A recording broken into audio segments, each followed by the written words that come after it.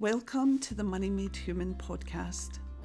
It celebrates at its heart the work of credit unions and their vital role in enriching our lives and communities. Brought to you by First Class Credit Union, each episode features insightful discussions revealing the meaningful impact that can be made through economic collaboration. Mostly, it's a collection of compassionate conversations about navigating life and the individual journeys we take. Good morning and welcome to Money Made Human, a podcast by First Class Credit Union. We're delighted today to be joined by the Reverend Malcolm Anderson, who is the minister at Blantyre Congregational Church. Welcome. Thank you. We're so glad to have you here with us, especially as we're filming today. It's only a few days before Christmas, so it's really special to have you with us. And we hope within the podcast today we'll get to talk about some of your community work. We actually met at a food poverty roundtable, so we'd love to talk to you about that, but also your hopes for the future as well. And we do have some questions from our team that we haven't had a chance to look at, so I'm not sure if they'll be live questions or work questions, but we look forward to asking you those too. And I appreciate that some of our members that might be listening, they might not be of faith or religious, but this is a podcast really for all that will touch on the very important subject, I think, of community spirit at the heart of it. So, Malcolm, you're the chair of Hamilton District Foodbank. Could we start by talking about that? Because that's where our credit union met you. Tell me about the work that you do there and why that's important. Good morning to your listeners and viewers, and thank you so much, Gayle, for the cordial invitation to come along and just to share. Picking up on what you said about people that might have a faith or a belief, or again, they might not have a faith or a belief. One thing that binds us together is our humanity. And that's what drew me to helping to establish the Hamilton District Foodbank. Knowing the issues and challenges within my community, where my church is and where my ministry is, we decided to do something about the issues, especially poverty. Mm-hmm. And poverty is indiscriminate. It doesn't matter if it's Christmas or springtime or summertime, it's indiscriminate. It didn't even matter during COVID. Poverty is indiscriminate. So the local churches in prior to 2013, we got together because we knew that poverty was becoming an increasing issue within our area. And the back of austerity and the difficulties that was bringing to families and individuals, the churches decided to be proactive. And so we had at least a year, possibly 2 years of preparatory work, looking at a model for a food bank to best serve the needs of our community and the people that live within our community. So we went through a lot of policies and processes, and we decided that we would become affiliated to Trussell Trust. So we are a Trussell Trust bona fide food bank. But we were in the fortunate position where, because we operate in a cluster with churches, it just wasn't churches in Blantyre that bought into this idea and then subsequently invested into this idea. It was churches in Hamilton. So, unfortunately, and I don't like to use certain labels, but in a kind of a government sense, Blantyre is a deprived area. Mm-hmm. I think it's very, there's so much enrichment in Blantyre with the community itself. And great people. And the community spirit that you were mentioning. So the problems in Blantyre, they were a mirror image of what lied in some parts of Hamilton. So we were in a very fortunate position to open not just one hub or food bank, but two, and have the umbrella title of Hamilton District Foodbank. So on the 3rd of December, way back in 2013, we eventually opened the doors of two hubs. one at the St Andrew's Nazarene Church Hall, and the other one was out of Hill House Parish Church, a cupboard space, believe it or not. We used and we networked with other community groups such as the Blantyre Miners Social Welfare Club, and they allowed us to store some of our produce. And one of the prerequisites that the Trussell Trust requested to starting a food bank was that you would have a 5-ton stock. So what does that look like? Imagine if it was 5 tons of chocolate, we would be able to visualise that better probably. But 5 tons is an awful lot of one expenditure to get that in the first place. However, the majority of that was given by way of donations and the charity and that community spirit of giving and helping other people that are perhaps in a lesser position than yourself. So we stockpiled and then we opened both doors. But unfortunately, poverty and the problem and the issues and the mitigating circumstances surrounding poverty, it continues to grow. And I firmly believe it's too big for one organisation, it's too big for one group, it's too big for our politicians to actually make a difference and a substantial and sustained difference. So therefore, I believe where the substantial change can happen is at the local level. It's the boots on the ground level. And I'm not a revolutionist by any means, and I'm not a socialist by any means. However, from my experience and through the goodwill and the intentions of others, I just don't see poverty being tackled in any difference to what it was last year or 5 years ago, or even going back in 2013. I don't see a substantial difference because people are still struggling. And they're struggling with food poverty, and now they're struggling with fuel poverty. But one of the most miraculous things that I encountered was during COVID. Your listeners yourselves might have heard your grandparents talking about community spirit. I always wondered what that was, but I saw firsthand what it looked like in practice, where stranger was helping stranger, with businesses that were helping charity, that we were thinking about one another. And in that respect, care was manifested, not just thinking and not just talking about it, but actually being proactive. Actually doing it. Doing it. And doing it in such a way that we were making a difference. And I believe all the food banks throughout the UK, if there's one thing that we share in common, the commonality is that we want to make a difference.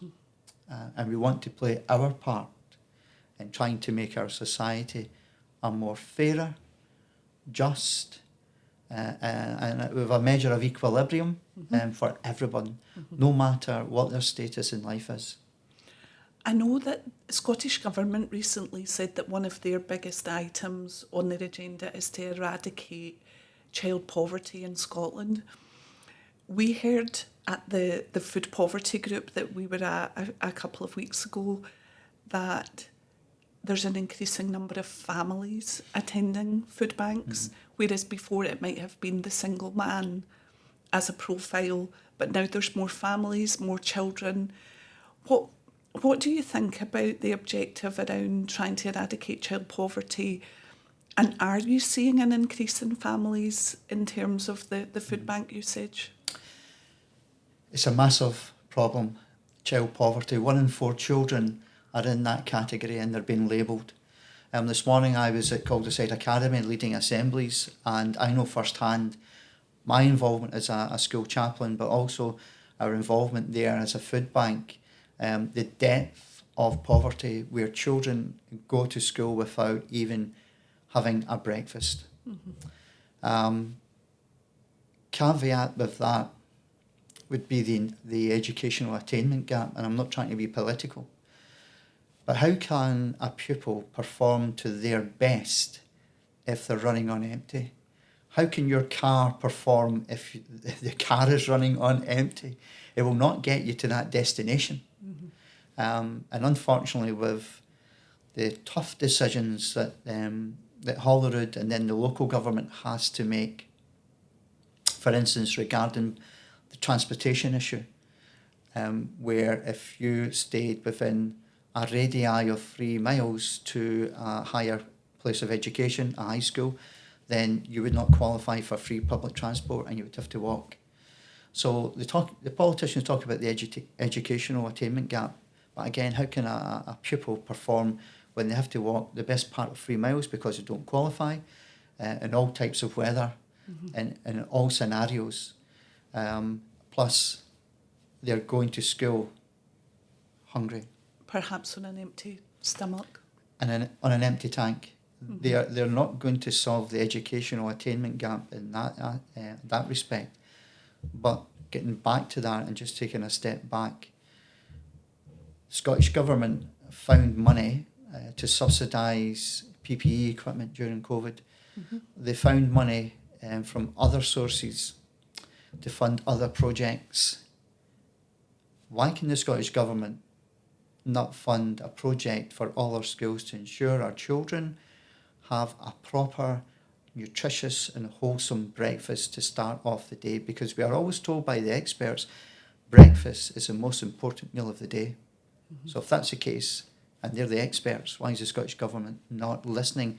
And if they are listening, why are they not doing more to get on board with this? Our credit union is based in Lanarkshire in Scotland, so we're about, I don't know, maybe 10 miles from Glasgow city centre. And I know a lot of the schools in the area, in both South and North Lanarkshire, they do a lot themselves to feed the children. They'll do a lot of breakfast clubs and so on.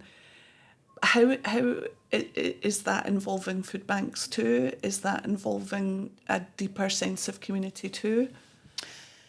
Or are the schools acting on their own and trying their best? I think, first of all, the schools have got a budget. And one of the toughest jobs for a head teacher these days is keeping all the plates spinning. Sure. And one of them is the budget and how to manage careful stewardship of that budget. And so there is allocations, for breakfast clubs. But food banks are a charity. And our priority is to give emergency parcels. If food banks have the necessary finances and resources, then they can step into a secondary or a primary situation, school situation, collaborating with the school, permission from the head teacher, and do what they can. We've trialled and we had a pilot scheme, but we couldn't sustain it because our finances weren't as robust as we would hope, and we had to make tough decisions. Sure. But getting back to community spirit, per se, the church is part of the community. And the local churches got together, the clergy got together, and we formed a cosy cafe for our high school. We're already school chaplains at primary schools, and there are 9 feeder schools in the cluster that go and feed into Calderside Academy. So for volunteers from our own churches, we set up a rota once a week, and we provided a cosy cafe. Fair trade goods, hot chocolate. That sounds great right now. It does. Imagine being offered that right now rather than tea or coffee. But then there was other fair trade goods and chocolate, cookies, etc., etc. But that was more than that. First of all, that was a warm hub. Secondly, it was a safe space, and it was a place for the chaplains to develop a further connection and get to know what pupils were struggling and get to know what families were struggling, and then putting together a plan to support. And that is real community and community spirit in action. where you see a need and you address the need to the best of your ability and the resources that you've got. It's not perfect. We can't help every single person. However, if we can help just one person, I think we're making such a substantial difference to that person's life. Food poverty, as you've rightly said, has become such an important issue. Over the last few years, we've supported an organisation that was born out of Liverpool called Fans Supporting Foodbanks. And the basic terms is when football supporters go along to their local ground, they take food there, it's collected and devolved to the community. And this collaboration, Fans Supporting Foodbanks, between the supporters of Everton and Liverpool, I think it pulls in more than 1 tonne of food now every weekend. But it's up and down the country, isn't it? It's not just Hamilton, it's not just Liverpool. To anyone listening, how might they help their local food bank? Or anyone in Lanarkshire listening, how might they help your own food bank? What can we do? You know, it was once said that no one ever became poor by giving. And I think what that means to me and speaks to me is the reward. That if you're in a position where you can give, whether it be of your time, gifts and talents, you make a difference. Littered about the various supermarkets in the Hamilton area, Blantyre area, we're in collaboration with the superstores and we have food trolleys. If your listeners, when they go about their weekly shopping, if they could just take a tin and put a tin in the trolley, that helps. And that again is community spirit, tangible community spirit in action, helping and recognising that there is a need within the community and that person is trying to do and play their part by addressing that. That's a great initiative. For full disclosure, I am a proud Motherwell supporter, even though I stay in Hamilton. And it's I know controversial. I don't mean to be controversial. We are having a great season so far. I don't want to kind of turn off any of your listeners. However, football clubs, they are a strategic point in the community. And so therefore, they can have such a major influence, reaching out to a bigger audience than many other groups within the community can. So for instance, Hamilton Academical, there you go, that's the balance. That's the balance. They had a food bank, and so they were petitioning and advertising to their own fan base, can you help? Motherwell do the same. The Old Firm do the same. I would expect that model of giving is replicated by other football clubs as well. But again, it's the community spirit at work with people helping. Yeah, the reality is this, that if we hand out, for instance, a tin of soup to a family, to an individual, we need to replace that. And then that cycle continues. It's a bit like the work, the sleep, work, rest. Sure. You know, it's that the cycle. We have to keep finding ways of restocking and making sure that, you know, we can support people that are in crisis. You mentioned earlier about the specific community spirit during the pandemic, that unexpected pandemic that no one had ever really experienced before. And if you don't mind me commenting on this, but at that time you yourself, you were nominated as a Community Hero of the Year. Where did you hear that? But that's the truth of it, isn't it? And I don't think it was just about the work you did in the pandemic, but also the community service you had given for years to that point. I suppose I want to ask you, why was that nomination created? What did you do that inspired that? But also, is there learning from that we can take as a community now outside of the pandemic? You know, you've embarrassed me because I'm a very private person, and I reluctantly received that award from Her Majesty the Queen at Holyrood. But I only accepted that because there was going to be wider recognition for the work of the food bank in the Hamilton Churches Drop-In Centre. Mm-hmm. I am just part of a team. Mm-hmm. And even though I'm the chair of both charities, I'm a trustee of both charities. In essence and fundamentally, I am a volunteer. But there has to be oversight and careful stewardship and management. Mm-hmm. And I use my gifts and talents to sustain our charitable activities. I accepted the award on behalf of both charities. And you've blown me away because I'm still humbled by the nomination, still humbled that I received that recognition, that award.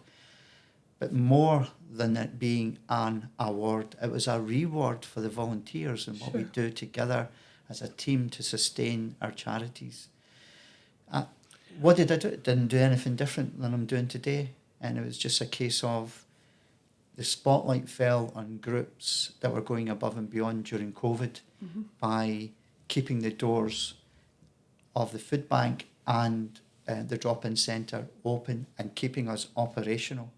I said earlier on that, poverty is indiscriminate. It wasn't going to stop during COVID. Yep. But perhaps the award and the recognition of that was a way to celebrate all of your service and your passion for serving. Would that be true? Because there is a passion from you in terms of helping others. Yeah. I like the way you've just spun that round. You make me feel better. The spotlight on what we do and celebrating that.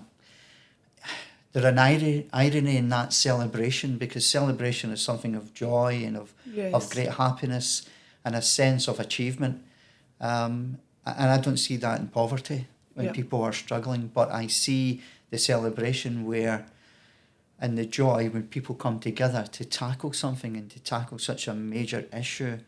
I understand that aspect of it and that rationale to it. But there's quite a contrast there, isn't there? There is a contrast, and that contrast will always be there. I'm not one for the limelight, contrary to belief. The majority of the work that I do is unseen, and that's the way it should be. A minister of the gospel and a minister for 20 years, I don't have an ego. It's certainly not about me. If I wanted to be comfortable and have a cushy job, I'd have stayed in aerospace engineering and I'd have been happy. What made you choose this pathway? Because I would get to work only one day a week, Gayle. A Sunday? Allegedly. It's not like that though, is it? It's not. All kidding aside, it's 24. It's a vacation. It's a calling. And going back to university as a mature student, that was a prerequisite for academia and for your training. But I had an overwhelming sensation that where I was in life wasn't where I was going to end up in life. Obviously, that was part of the journey, but it wasn't the destination. And so subsequently, I was encouraged by ministers, especially a very good friend, the Reverend Dr. Ian Meredith, who was my parish minister at that time. And I got involved in the congregational life. And thereafter that, I get involved in, youth groups. And I started to lead events and started to lead worship. But before that, in my childhood years, I was in the Boys' Brigade. And that was a great grounding for me, because some of the people that were officers at that time, their character and leadership stayed with me. Those qualities stayed with me, and their kindness and nurture and encouragement stayed with me. That inspired you? It certainly did.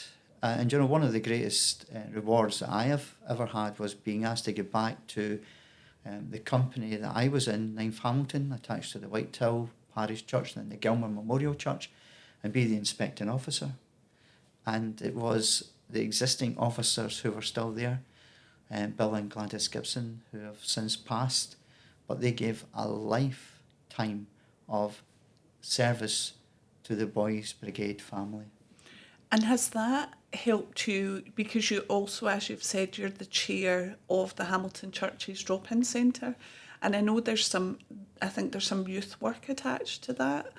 Has that, your history of being involved with the Boys Brigade, has that kind of trickled down to where you're at now with the drop-in centre as well? You know, it's amazing, Gayle, how if you put that in the conversation, someone else will say, I was in the Boys Brigade. Uh-huh. And before you know it, you know, you've got something shared Common and in ground. common. Uh-huh. And you speak about that. But I'm also the battalion chaplain for Hamilton District Boys Brigade. We've got a local BB company attached to my church in Blantyre, but I'm battalion chaplain. And therefore, the engagement with younger people is by way of learning and outcomes for education about poverty. So we're constantly asked to go along to different youth groups, schools, organisations, and to deliver a presentation. And so it's fun-filled, it's interactive, but most of all, it's about learning. Mm-hmm. And then there's an opportunity for time to reflect. What does this mean to me, and what can I do? Mm-hmm. So, you know, it's a privilege, and whilst the food bank in our areas of Blantyre and Hamilton open a Tuesday and a Thursday, Hamilton also opens on a Saturday. The Hamilton Churches Drop-In Centre, we open every single night, Gayle. And you give a warm meal there, don't you? We give a free course meal, free of charge, to all our guests. We provide a warm space, a safe space. Mm-hmm. But in addition to the meals that we serve, that is the priority. The meals that we serve. But again, like the food bank, it is growing and it continues to grow. So we have a clothing store. So Daily Love second-hand clothes are donated in. Mm-hmm. We have a utility room where we can wash and launder the clothes, and then they go into the clothing store and they are put in categories, because we have got coordinators who oversee, for instance, our clothing store with volunteers. And we also have shower facilities. Homelessness in the Hamilton area has decreased substantially, but it is still there for a number of reasons. And one of the concerns for people who are homeless is their personal hygiene. Mm-hmm. How do they get washed? And these are the basics that are rights, but these are the basics we take for granted. Mm-hmm. But we have facilities for male and female showers, separate showers, I hasten to add. Mm-hmm. But on appointment, we can arrange for people who need that type of service to come, and it's the same with our utility room. If you need the use of our utility room, because we think about fuel poverty as well, and the cost of electricity and consumables, then we have that utility room by appointment, and you can come and then you can launder your clothes. I'm just realising I am saying this, but we are a charity and we've got limited resources. I don't want 100 people outside our centre. Coincidentally, we open at night. And one of the most heartbreaking sights I have ever saw, and I have saw so much, because once seen, you cannot unsee. But one of the most heartbreaking scenes I have ever saw was a family that came to our drop-in centre, a mum and dad, and there were 3 children. And because of the restrictions, we operated under the umbrella of a soup kitchen. So normally it's an in-person dining experience. You come in, it's a big dining area, and you have your meal inside. But because of the restrictions, we couldn't do that.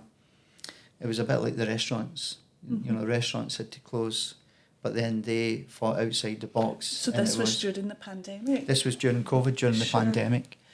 And so it put a strain on our resources as well, because we had to buy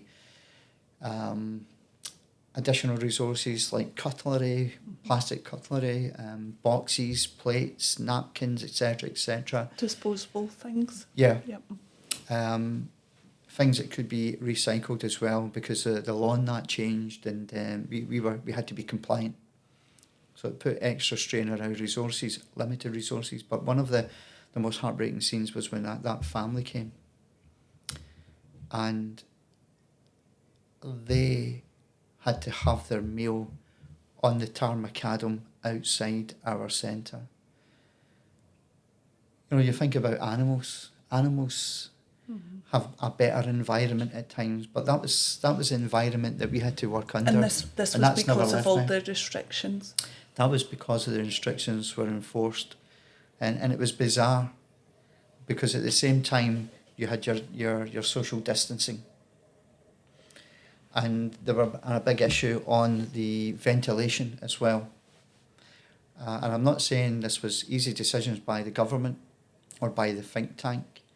However, when you think about places of worship that had to adhere to the same restrictions, and we did in our church, people could have been into these centres rather than being treated like that. That was inhumane, and that should never have happened. We could have applied that social distancing and made our centre work with a one-way flow, and that way individuals would have retained their dignity and their humanity. It's so difficult. Difficult decisions, but I think that was I think that was overlooked. It should have happened, it could have happened, and it should have happened that way. There's likely so much learning from that whole pandemic episode, and what we might do differently. Let's hope we never go through that again. Go through it. But if we do, let's learn from the past. Absolutely. You've talked a lot about humanity and humans, and our credit union, our mission is Money Made Human. We want to get across that credit unions can play a valuable role in society, in communities, but also for our listeners and our viewers, that we want them to know we care. I know you might not have any expertise on credit unions per se, but they are an important part of the societal makeup of a community, and how they might help the individuals within that. I think your group, your organisation, is another strategic point within our community. Being a chaplain at primary schools as well, we had the credit union into one of the primary schools, local primary schools, and it was great, because fundamentally they're getting a skill set. They're developing a skill set where they're getting into good practice on how to manage money. It has been said that money makes the world go round. It probably makes your head spin round, of course, trying to do the juggling. But again, if people can receive professional and expertise advice on how to manage money, it will help them avoid the many pitfalls which are out there. But I think it's about how we raise the profile of our services, and how we advertise that, and by way of being a signpost. Because if you can't specifically do this thing, can we signpost you to maybe another group? So in that respect, you're networking with, for instance, with a partner. You mentioned about the football initiative. Yes. You're networking. Initiatives like that, yes, they work because people have got a desire to make them work. I think there's a real care to help. Our members are hugely supportive of the work we've done with food poverty. You know, I think it's one of just the essential things you need in life, and we've done a lot with that, but there's more that we can do in the future. I wanted to ask you a couple more questions, if that's okay. One is around, I can't help but think, through your stories about the drop-in centre and the food bank, What would happen if you were not there? What, I can't help but think the outcomes are bleak. If your organisations are not there, there's a gap there. Hopefully that's not a scenario that would ever happen, but only a scenario that would happen if we managed to build a more fairer and just society. It doesn't bear thinking about, and because that would impact upon people's well-being, their mindfulness, their mental health, their physical health. It would impact upon their physical well-being, their capacity to even go and support their family. Doesn't bear thinking about? It doesn't, because there is so much ramifications through this. What would happen if the food bank,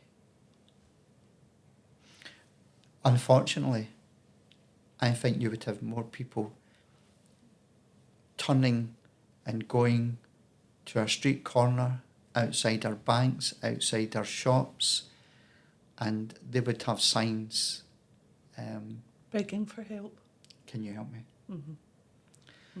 Do you know, during the assembly this morning at Calderside Academy, one of the slides I put up was of a person who was in need of help begging. And he had a caption, a piece of card, and the caption read, "Homeless, in need of human kindness."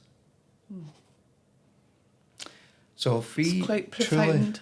strong, if we really, really believe in community spirit, if we really want a change in our society, because that could happen to any one of us.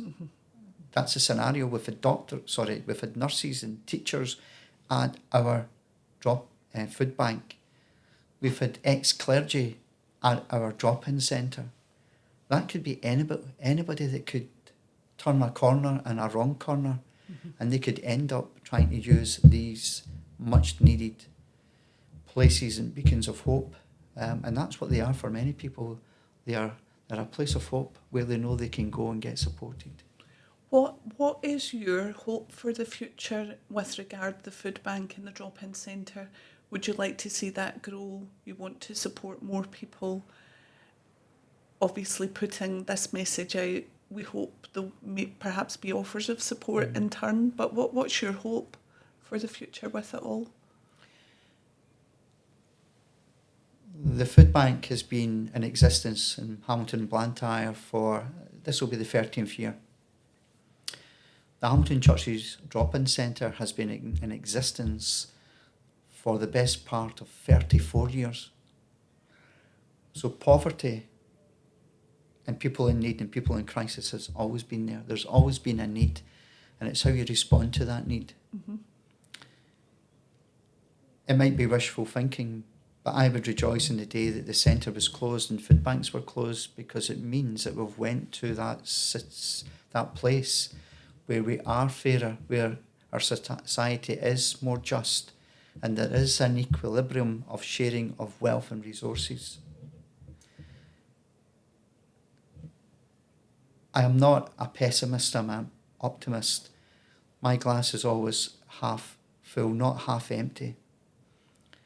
If that wasn't the case, I would hope that there would be a building up of more local partnerships being developed and sustained. I would hope that the government would be able to provide more resources and to divert resources away from projects that I think perhaps, and a lot of people would think, are not a priority at the moment, but to make poverty and to support families and children as that priority. Because the children of today are going to be our leaders of tomorrow.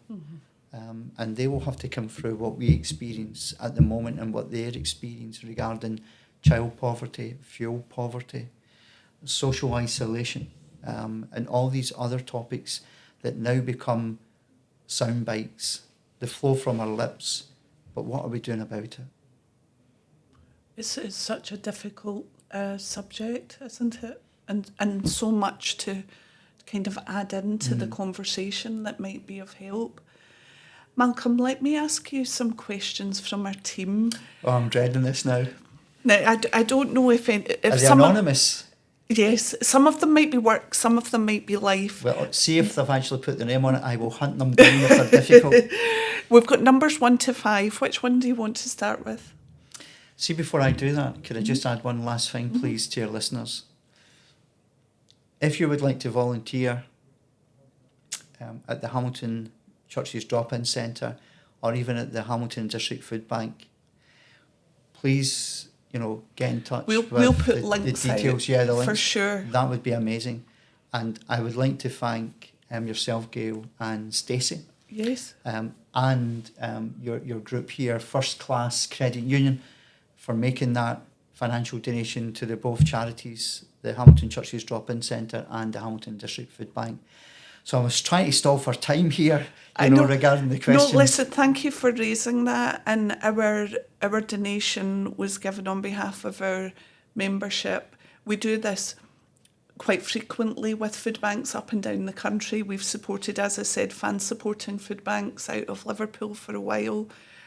So it's a small token to say it perhaps won't make a huge difference, but it's a small token to say we care. We really care and we see the humanity in what you're trying to do. Thank you.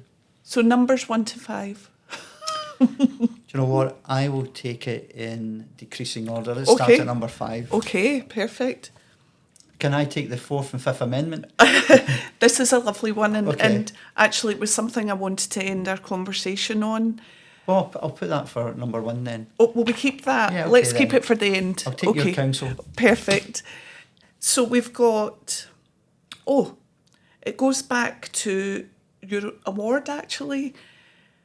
What did it mean to you to receive a local hero nomination and award at the Scottish Parliament? What did it mean to you? I know you've spoke about representing your team, but what did it mean to you, Malcolm?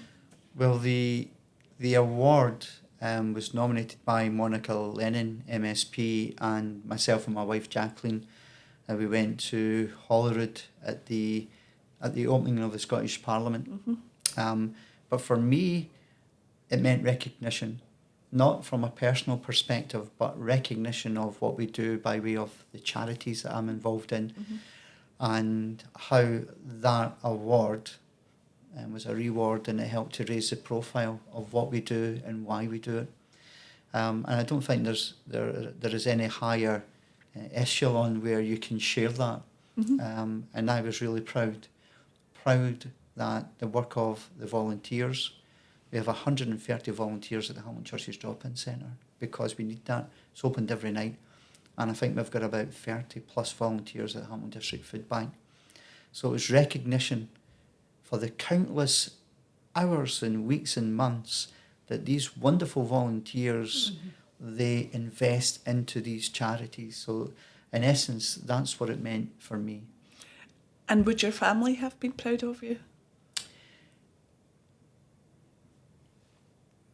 They were a wee bit jealous that I met the Queen. Not so much Nicola Sturgeon, but especially the Queen. To meet the Queen. Question 3. What could organisations do to support you and the team at the drop-in centre specifically? Is there anything that we can do locally to help? I think you've mentioned about volunteering. It might come no surprise to your listeners and viewers, but pray for our charities. I think inside each person we have a spirituality, and even though we might not think we're a church person or have a faith, there are times in our lives when we cry out and it's like a prayer for help, a prayer for guidance, a prayer for intervention. So I would ask you to pray if you pray.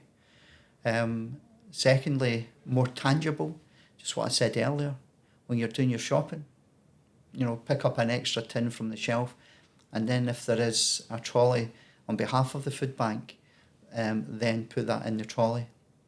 But if you stay in the Hamilton area, drop into the Hamilton Church's drop-in centre just off of Beckford Street. We're open every night from 6 o'clock. And if you want to donate a tin, then that would be fantastic. We have a food store in the drop-in centre as well, where our volunteers can come and look at what we have and then prepare a menu from the stock that we have. But the generosity of the volunteers is phenomenal because they pay for that themselves. Mm-hmm. We subsidise so much, but our volunteers, by way of their giving, not just of their time, but from their pockets as well. And I love how you describe them as having gifts and talents. And that's perhaps something we can all take away and kind of share in. For our members that are across the UK, there'll be a local food bank likely that they can go and do the same thing with. Donate a tin or time or... Yeah, absolutely. We mentioned earlier on that poverty will always be here. So we need that community spirit to have longevity. Mm-hmm. And we need the hands. Many hands will make light of the work. And there's a lot of work to do by way of supporting people who are in that vacuum of poverty. Of course. Question 2. This is a great question. How do you stay motivated and passionate in what you do every day?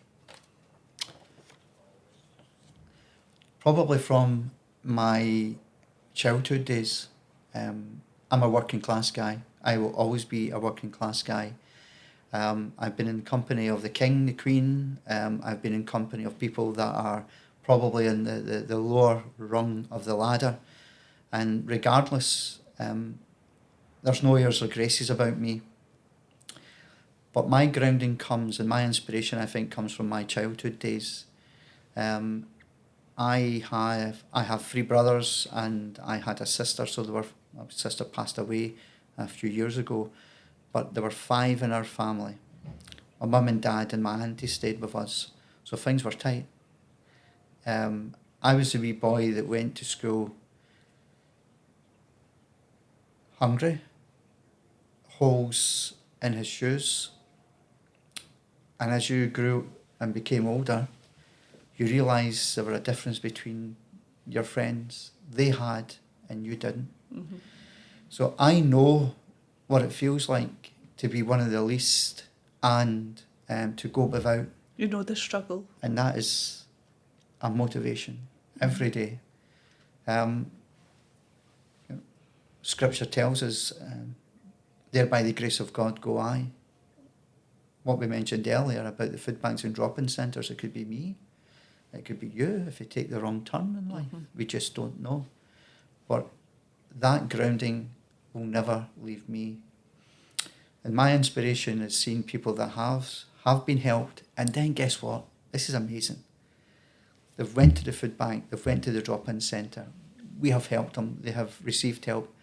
And then they get themselves on level ground and level footing, and they come back and they volunteer and they help. That is inspirational. Yeah. That is what that's what making a difference looks like in action. When people do get out of that vacuum, and then they return their help, their time, their gifts. Paying forward the kindness. Yeah. Second last question. It's interesting, it touches on the pandemic. What kept you and the team at the food bank and the drop-in centre going during the difficult COVID years? So I think it's more about what was the inspiration for you guys during that time, and how did you keep going and serving your community? I think it was that community spirit. Mm-hmm. It's difficult to explain, but even in that dark time, there was a bounce. And that bounce was inflated by community spirit. Mm-hmm. About being and doing and able to give and to share, and to make that difference by reaching out to people that were socially isolated, because COVID caught a lot of people off. And it's okay if you've got a family, but what if you're that person that doesn't have anyone? Mm-hmm. So even being able to make a difference provided that inspiration, and it provided that fuel in the tank to keep you going, knowing that, one, you were making a difference, and secondly, seeing the difference you were making, in effect, helped you sustain what you were doing. Of course. It's hard to believe that all happened now, in a way. It's like a terrible dream, you know, and we were all part of the cast of that film. Yes. Just so surreal. Final question, and we've kept this to the end, and I think it's a really important question. Life feels tricky just now for so many people. We're seeing so many terrible things on our news. If you look at there's been a recent shooting in Australia. If you could give people one message this Christmas, what would it be?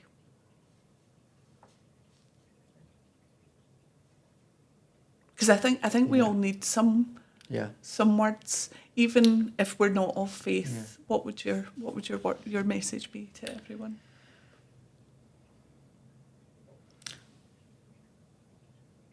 For me, the hope of Christmas lies in the Christian story of God coming to us. Even 2,000 years ago, the landscape of our society today wasn't too dissimilar to Bethlehem and Jerusalem and Israel. It was a broken place, and this society today is broken. It was a despairing place. It was a place of darkness. And yet the people, the Jewish people, the Israelites, they were waiting for hope. And that came in the form of the promised Messiah. And apologies, I'm not preaching to you, but I will get to the point of this. That baby, even though a baby, he grew into a man, and that man made a difference in the world by what he said, by challenging the political authority of that day and the establishment of that day. He made a difference through his actions and interactions. That very first Christmas brought joy to so many. Joy that the promised Messiah had come to change the world. Joy to the first people that saw the Messiah, the Christ child, the shepherds. And of course, with that joy in their hearts, the shepherds went away and shared that joy. So if we, and I do believe we have the capacity to unlock the doors of our hearts and find that joy in our hearts, we have the capacity to sprinkle that joy in other people's lives, people that are facing poverty, people that are lonely, people that are facing the hardest of times that we cannot imagine. You and I have got the capacity of making a difference. The challenge is, will you make that difference and be that joy bearer? Thank you. Thank you, Reverend Malcolm Anderson. Thank you so much for joining us on Money Made Human. It's been a pleasure to speak to you today. Thank you. My pleasure. Thank you, Gayle. Thanks for listening to the Money Made Human podcast. We're grateful to spend time with you and hope you enjoyed it. If you want to join a credit union, choose us. With love, until the next time, First Class Credit Union.